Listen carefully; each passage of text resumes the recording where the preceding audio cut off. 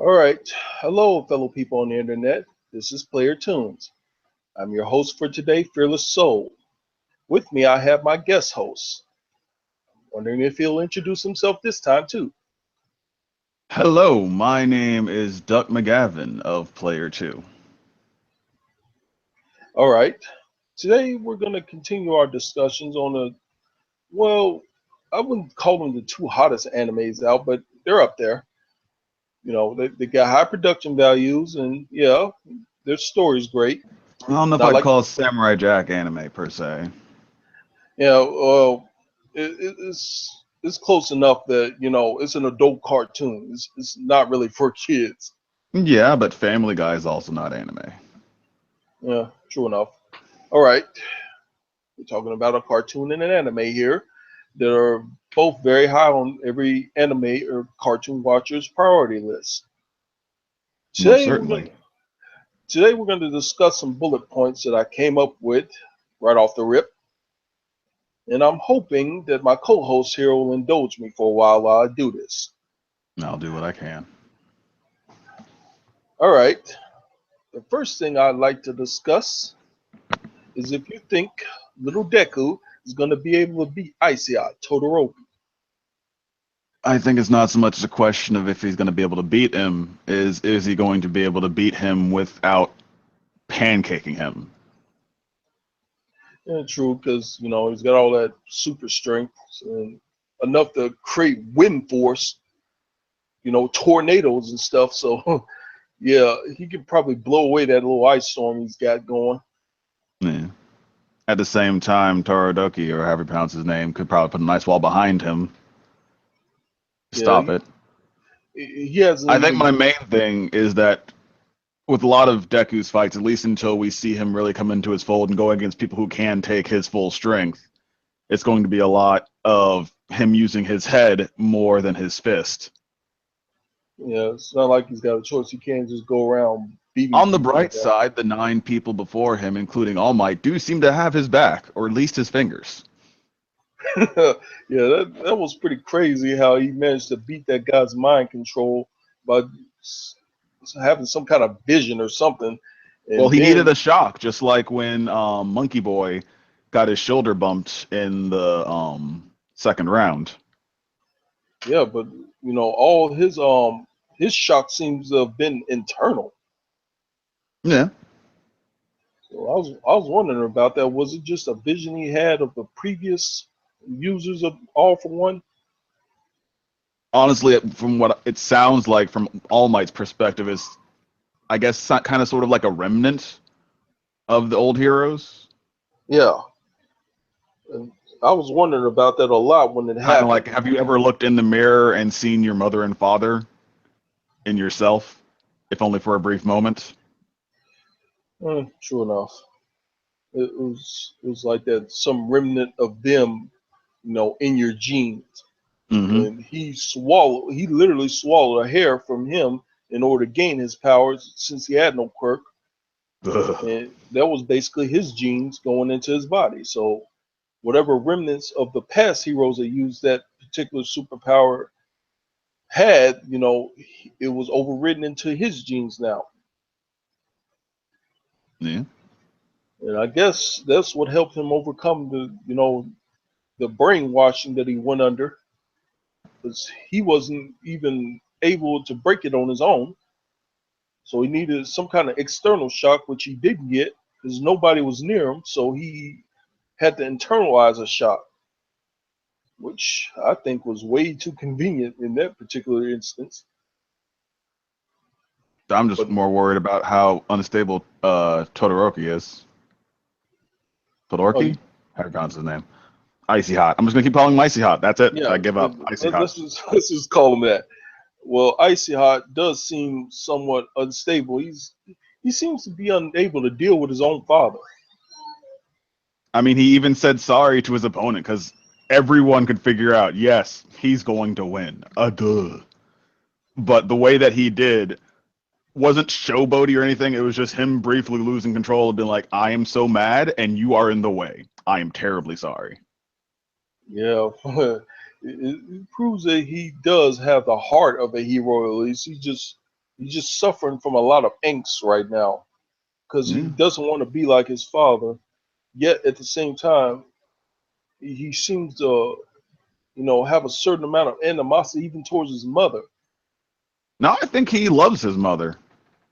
You do? That's why he will only use the ice powers, because that is the one actual link that he has to her. Because his father was just such a terrible person to his mother and him.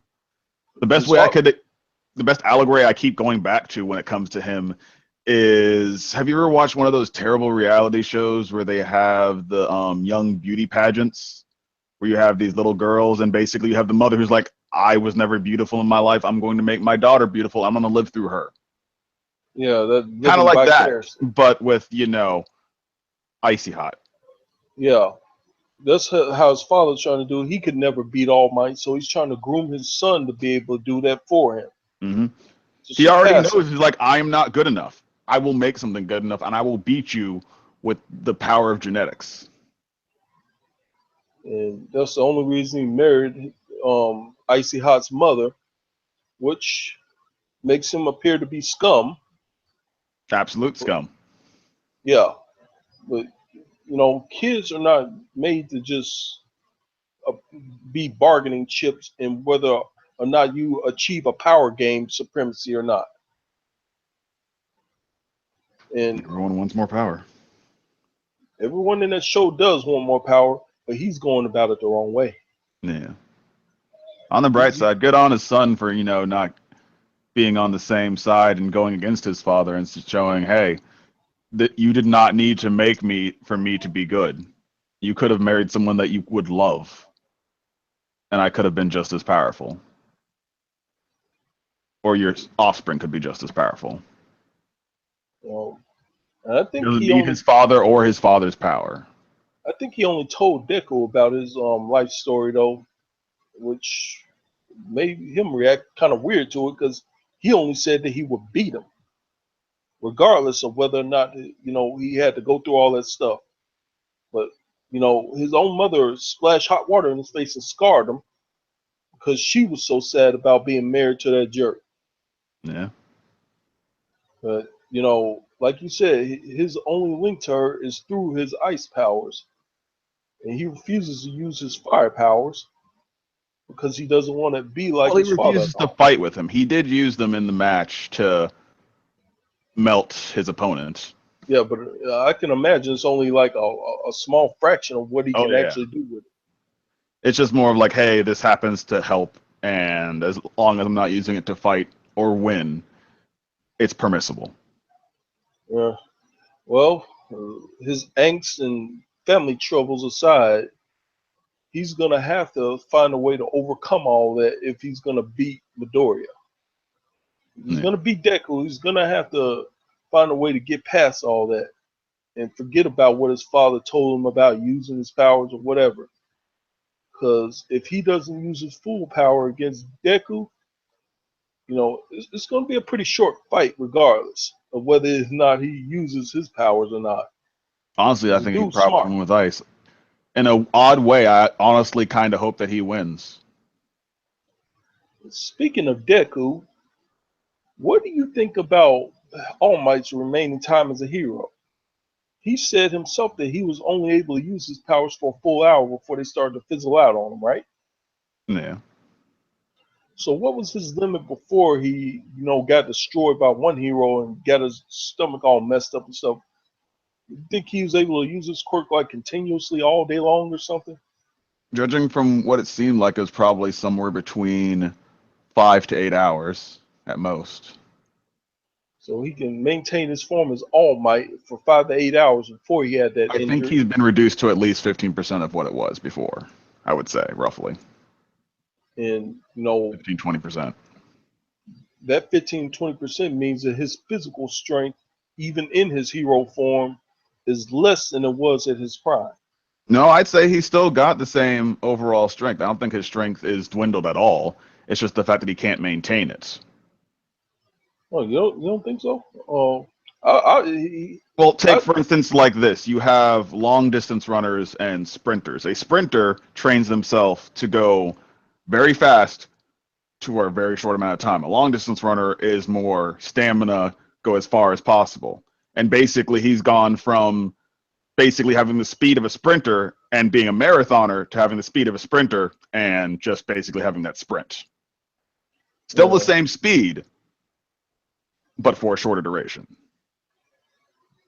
And we have no idea because they don't elaborate on much in this show, and they like to keep everything in the gosh darn dark. But what made me think he didn't have the same physical strength is what he said when he finally beat Nomu, right? In that last episode in the first season. He said himself that in his prime, it would have taken 3 punches to beat him at more than 100%, right? Yeah. But in his current strength, it took over 300. Yeah. Well, I'm not talking about like comparing his prime to now. I'm talking about comparing when he was fighting the whatchamajigget and now. I don't think his strength has dwindled that much. I think it's roughly around the same. All right. Because in his prime, that was before he, got that injury that he has right now. Yeah. And Nomu only made it worse. And that knocked him down a hell of a lot more. Yeah, Nomu kind of ruined him when he had that fight with him. In fact, up to that point, I thought that whole series was just straight booty until that fight happened. I was about to stop watching. Oh, probably a good thing you kept going. I mean, I don't know if it's my favorite series, but I definitely enjoy it. That's what really got me into it. I was like, what is this? They can actually have high production fights like this in this anime. I thought they were just going to talk every episode and scream about their determination and their resolve about everything. Never actually do anything. Honestly, it reminds me a lot of the same way the production team handles Naruto, where they spend most of their budget on the action scenes, which are relatively short, but they are high quality, detailed, and spectacular. Yeah, I believe taijutsu is actually a real art, but I think I've heard it described as a rather complicated martial art. Not like it is in the anime. But they just learn it in a few years, and then next thing you know, they're jumping up walls and stuff. They go to the academy to actually learn that stuff. But some of them seem to know taijutsu before they even get to the academy as little kids. Well, some people do learn from a young age. I started taking martial arts when I was 3 or 4.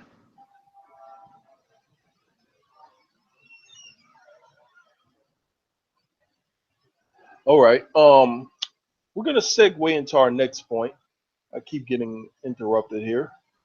Nothing I can do on my end. All right.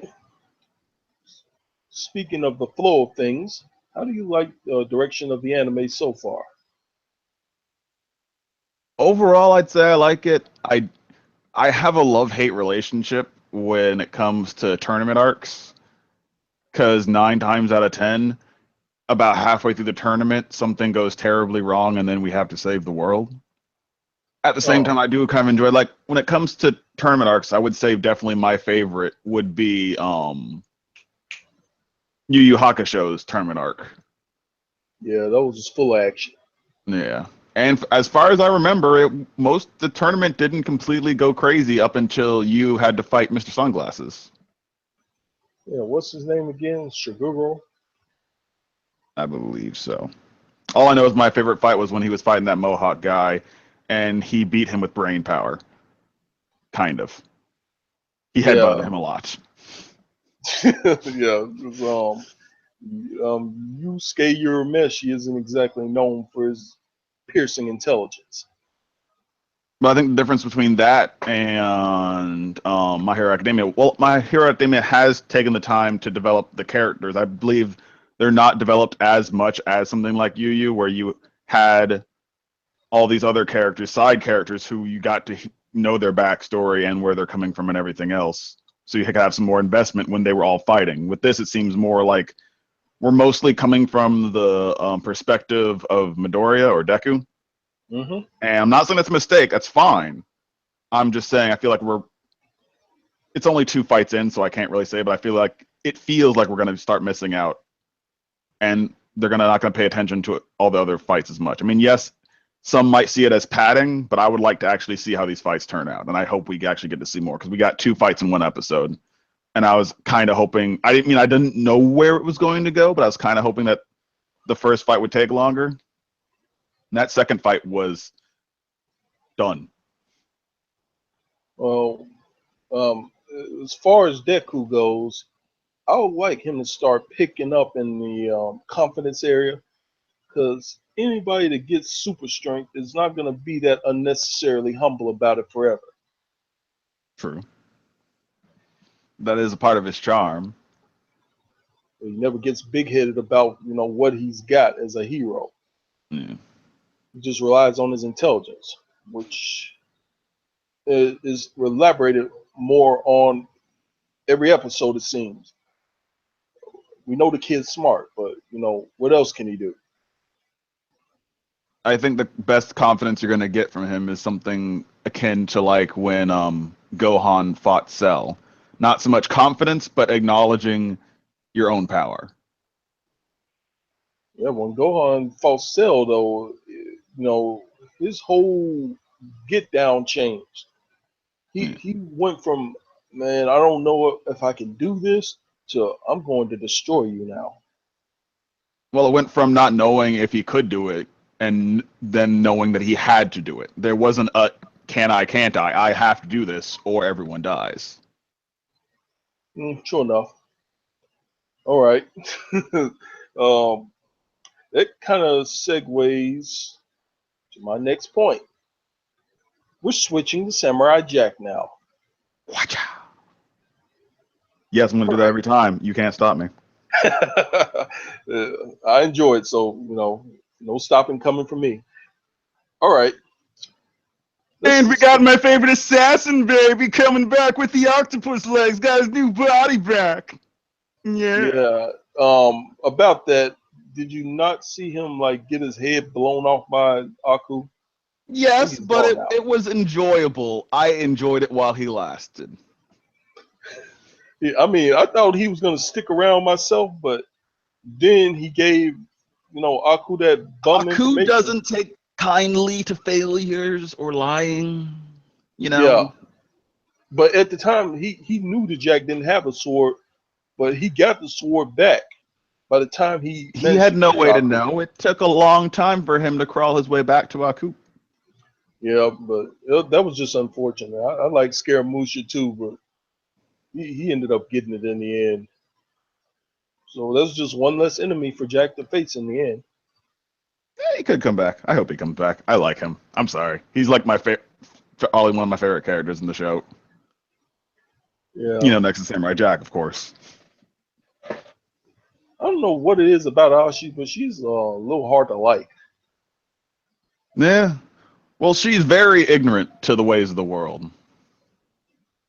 She tries her best to learn. It's charming, but at the same time, I don't want to say it detracts. It's just I wish that she had more, I guess. Yeah. Because she's very two-dimensional as a character. I mean, don't get me wrong. I think she's adorable and a badass.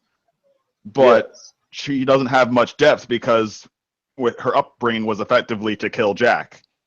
That's it. There's no deeper story there.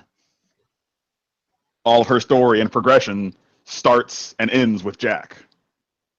Which is something I discussed last episode, was her development as a character was tied to Jack and Jack on.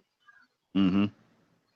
Which kind of troubles me, because if he's not around, there's not a whole lot of, character development for her. I mean, look what happened when he got up and left her in the middle of the night to go fight Aku.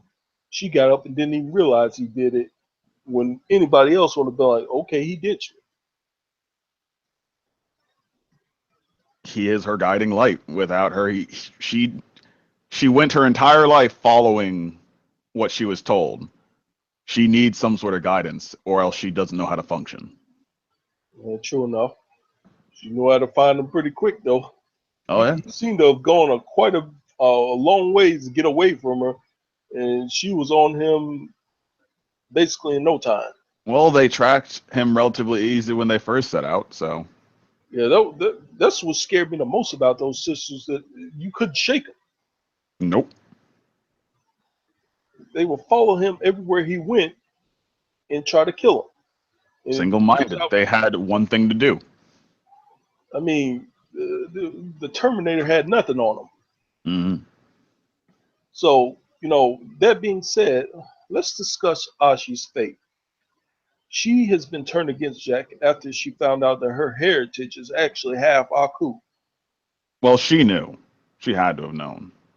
I mean, when you're called the daughters of Aku, you know. I think she I knew just to love the some way they extent. played it off, because Aku was like, "Oh yeah, that one time I had that one night stand with that one lady, and I put my blood in the cup, and She she drank drank it. it." So Then, that was a thing. oh Ugh. my God. Anyway, she I believe, like you said, she knew to an extent that she was of Aku, but I didn't think she actually realized at all that she was actually I him refuse. in a That look on sense. her face, she knew. I think it was more the fact that she didn't know and didn't want Jack to know, or didn't know how to tell Jack and didn't want him to know. You're just adamant about this, that she actually knew about her heritage I before. refuse to believe that she didn't know. I guarantee you they drilled that into her goddamn head. You are the daughter of Aku. You are the daughter of Aku. Not figuratively, literally. He is the baby daddy.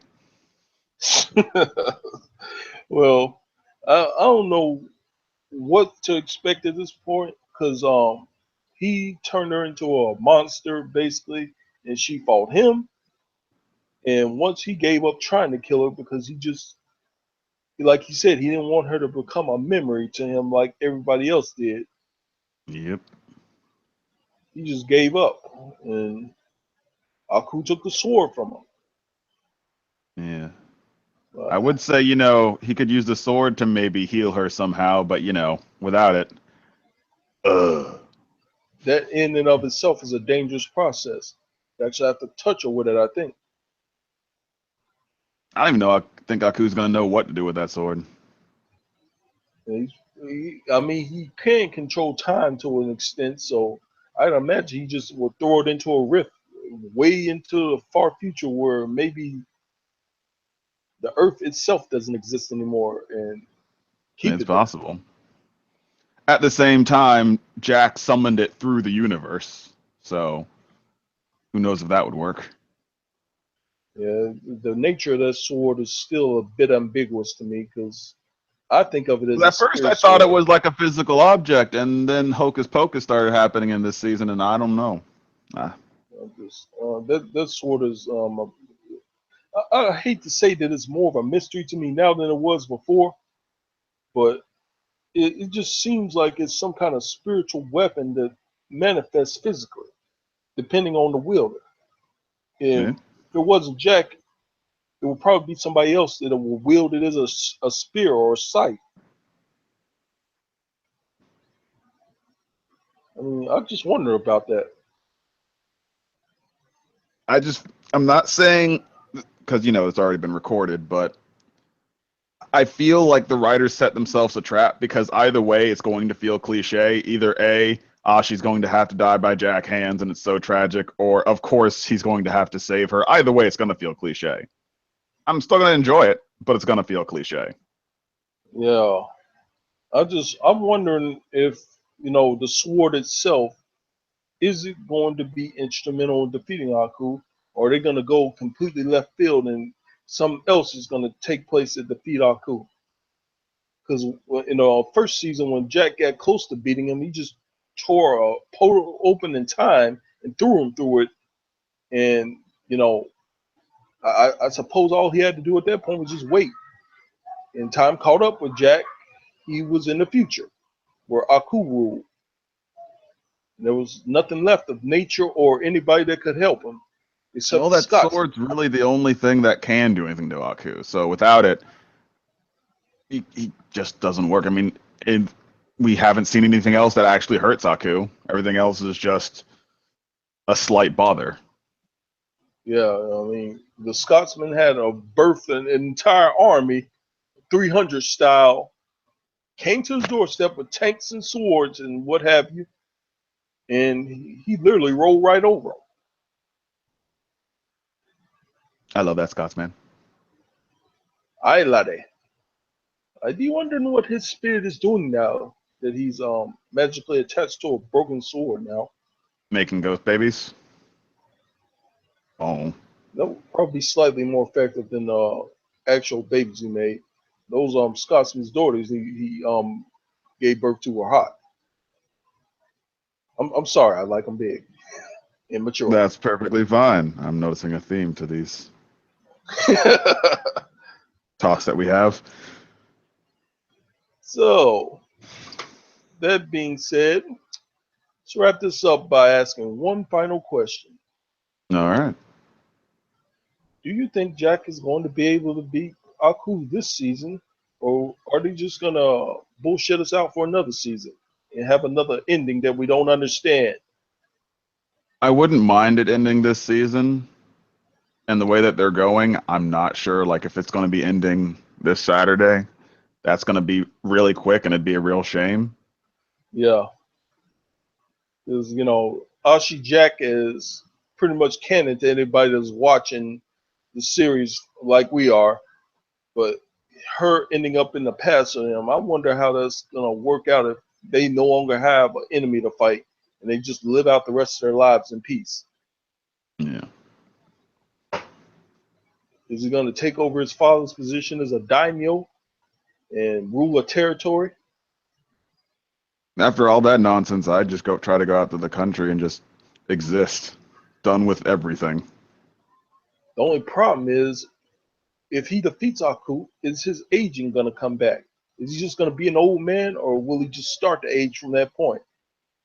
Well, I don't think it's going to really, if he defeats Aku, it's not really going to undo the magic. I don't think he's already there in that time. And maybe if he goes back, the age might come to him. Or heck, he might still be the same age. Like when he's displaced in time, he's just stuck as that age until he goes back in time. And then he just basically continues to age from that point, from when he was sent. Yeah, I'm just wondering about that particular point in the series because he said himself that time lost its effect on him. Would that reverse if he went back to his own time, or is he just stuck as an immortal? Well, I don't think it would reverse so much as there is a not super common theory when it comes to time travel that if, like, say, you're 5 years old, just pretend that you're 5 years old, and you're sent into the future. So basically, you've broken time. You've done something that time says, no, you don't do that. And so time gives up on you, and now you basically are 5 forever, at least in that new timeline. If you go back and basically put time the way it was supposed to be, you will continue on to age to 6, 7, 8, 9. And that's what I'm assuming that they're going with this iteration of time travel. Yeah, because that being said, I have no idea what would happen, like, say, if Ashi and all the happy-go-lucky rainbow sunshines, Jack and Ashi get together and go back in time. I have no idea what would happen to Ashi. Yeah, he seemed to have used her genes to just magically transform her. Well, I think it was more he basically, because there's a part of Aku in her, and he just made that part take over. Through, his magic. But I wonder about the nature of his magic too, because he himself doesn't seem to fool around. When it wants, how it wants. Yeah, but he himself doesn't seem to mess with time too much. He'll use it to defeat his enemies, like Jack. He'll use it to just displace them, but never to completely destroy them with it. If he has such mastery over time that he can send people into the future, or even kind of pull them out of portals and stuff that go back to the past, he should be able to do just about anything that basically unwrites law in the universe. Well, being able and being willing is two completely different things. Also, he probably understands that messing with time too much isn't exactly the best thing to do. On top of that, Aku basically is all powerful and does what he wants. Like, he could have probably found Jack and had Jack dead. He just kind of lumped around in his castle, just chilling. Yeah, he seemed pretty sad that he didn't have to fight him anymore, Yeah. which confused me. I think they might be going for something similar to like a Batman Joker type thing, Yeah, where where one they play is gonna off each distract other the other. and they have a very I guess the best word would be, because sorry if this gets misconstrued, but like a romantic relationship, not like a sexual romantic, but like romantic as in we're meant to be, you and I. Yeah. The Batman Joker relationship is to the point where one doesn't really exist well without the other. Yeah. They're Because just, Joker would be a sad, sad man without a Batman. yes, he'd be one very sad clown. One is inextricably linked to the other. But that aside, I guess we'll just wrap things up here. Before that, how much time do we have? Or have we spent? Well, it's been about a half an hour. Would you allot me a few minutes at most to just rant about Attack on Titan really briefly? Sure, let's talk about that. New Because season, right?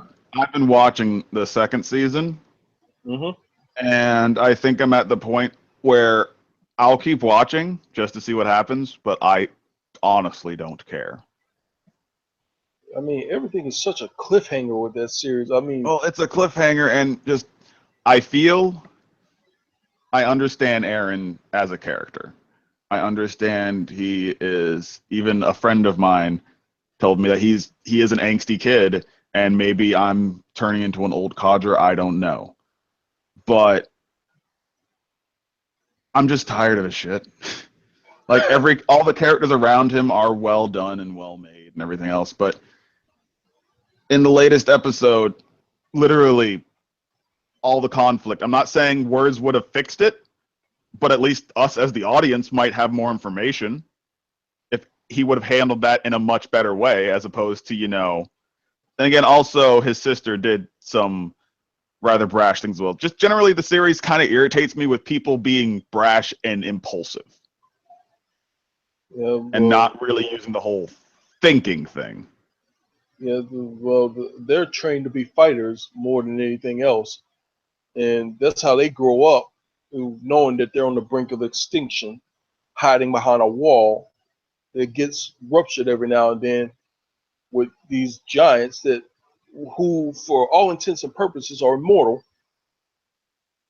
Because the most dangerous ability is not their size or their strength or the fact that they eat you.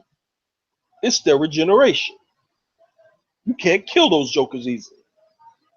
Well, you can kill them easily. It's just that their weakness, you kind of have to be really close to them. Yeah. And if you get really close to something that big, it makes it easy for them to get to you too. Hmm. I mean, I like the show. I liked the first season. I love Potato Girl so much. Like, she is a shining star. But overall, I'm just starting to tune out. Yeah, it just And the latest development, have you watched any of the second season? I watched a few episodes, but I got burned out pretty quick because it's just one cliffhanger after another, just emotionally charged content all the time. It's Yeah. like there's fighting against something that can't really be anything be done about because those Ayatollahs or whatever they call them, the giants, seem to come from the anger of the earth itself. And that's why they collapse civilization. I just feel like I'm watching a show that was directed by M. Night Shyamalan, and every 5 seconds it's, what a twist, what a twist, what a twist, what a twist, what a twist. I'm not gonna. And I got a similar feeling from, and this isn't an anime or a cartoon or anything, but watching, oh God, I forgot the name of it. What's the thing where they have the robot people? Westworld had a metric ton of twists, but they were handled elegantly, I think. What? But What my main thing is information dumps? I just want Attack on Titan to not constantly feel like there's one thing to be mysterious, like, hey, we don't know this. There's another thing to just have mystery for mystery's sake, or pull something out like, oh, hey, this was this the whole time. Don't you feel stupid for not knowing? No, you didn't tell me any way to know this. It's like, did you know that sky is really made of milk? No, there was no indication. Well, and I feel like they're trying to make me feel surprised. I'm just like, okay, I just accept whatever nonsense they're going to throw at me. And I am sorry, this is just my soapbox. I wanted to let you know, I like Attack on Titan. But aside from having an awesome intro, I'm just emotionally checked out. yeah, it burns you out emotionally because it's just like I said, it's one emotionally charged situation after There's only another. so many times you can kill someone that I almost cared about, or try to surprise me before I'm just like, okay. Like, have you ever watched a horror film which literally, like, on the beat every 5 minutes is, boo, did I scare you? Boo, did I scare you? Boo, did I scare you? Eventually, you're done being scared and you're just waiting for the next jump scare. Like, I'm scared. I'm just done. Yeah, I don't too much watch the second season too much because it burns you out emotionally to a point where you don't even want to. I do watch advise it you, I mean, if you have the time, which I don't have a lot of, but if you have the time, definitely it's worth watching, I think. Just, I don't know, if you can get invested in it, good job. Way to go. I'm proud of you. So handling in small doses. Yeah, I mean, I guess I just want more out of it. You can't really feel attached to anyone because short of, like, the main characters, like the two main characters of Eren and starts with an M, whatever her name is, Mikasa. Mikasa, my house. But, aside from those two, everyone else is completely expendable, and I can't be attached. I can't be bothered. What about Captain Levy? He's super strong. Captain Levi is spoilers. He's not dead yet, but spoilers. Just as of right now, it's possible. Go with that. Also, he's skating thin ice too, huh? Eh, I mistakes were swear, made. I swear to God, if they kill him off, I'm done with the series because there's no point. It wouldn't surprise me if he died. Like, that's the thing, and I'm sorry this is going to turn into a longer thing. I'm just going to keep talking about things that remind me that are just better than Attack on Titan, at least in my opinion.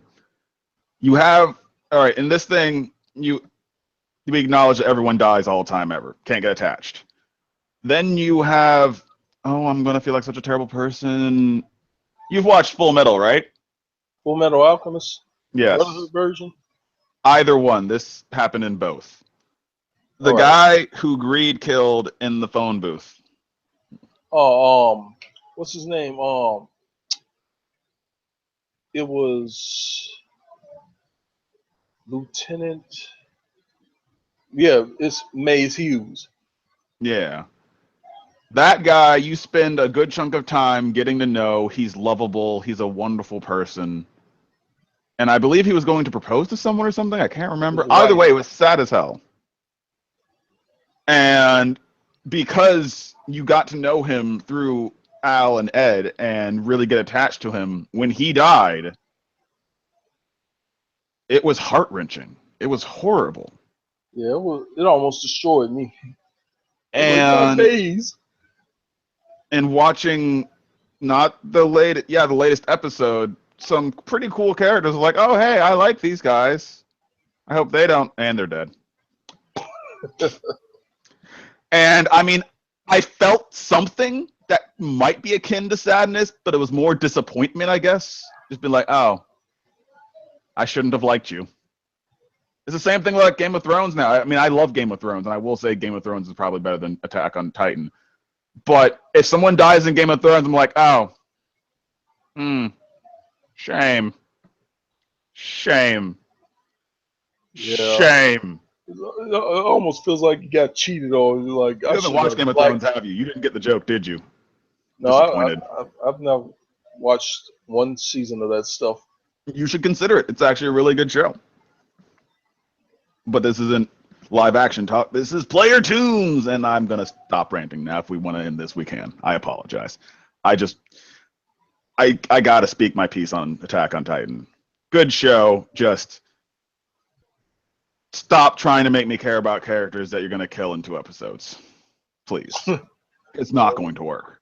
Well, they're not the only show that's guilty of that, but we're going to wrap this up here. And anytime you feel free to rant, do so without reproach. Oh, I will. All right. This has been Plyr Toons. I've been your host, Fearless Soul.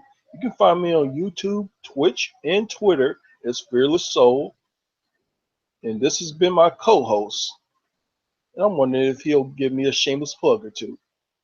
Oh, I will pimp my shit. So good. My name is Duck McGavin, DuckMcGavin. You can find me on Twitch, Twitter, YouTube, and I swear one day I will Facebook. Don't get your hopes up. You can find me on Plyr Toons, cool movies with the cool kids. Whenever we actually do that, we're having some technical difficulties, but we'll get it fixed. I also host the Plyr 2 podcast every single Friday at 8 p.m. Eastern Time. And I play competitive Overwatch, usually Monday or Tuesday, probably somewhere between 4 to 6. It's kind of rough with my schedule right now, but I do competitive multiplayer for Overwatch at least Monday and Tuesday, at least once a week. And it will be streamed, and it will be awesome. I don't know if it will be good, but it will be awesome. All right, folks, that's going to be the end of the stream. Oh, that as well. We have a special stream coming on later on in the day for anyone who actually sees this with 8 p.m. We're going to be doing our podcast live as we normally do, but it's going to be on the heels of yesterday Destiny stream that we also did. I advise you watch that video as well, where unfortunately I wasn't there, but I promise it's still good. I watched it. Matt posted it was awesome. Talking about how hyped we are for Destiny. And I tried so hard not to get on the hype train, but I think I might be boarding. So later on tonight, unless you're watching this after today, in which case, well, all this is complete ramblings. But either way, if you care anything about Destiny, you want to hear us talk about Destiny, please do tune in. All right, that'll be the end of the stream, folks, and that will be the end of us at least talking about any news concerning the Destiny 2. And we'll talk about it later in our next stream, which is going to be later on today. Thanks for listening in. This has been Plyr Toons, signing out. Okay, love you, bye.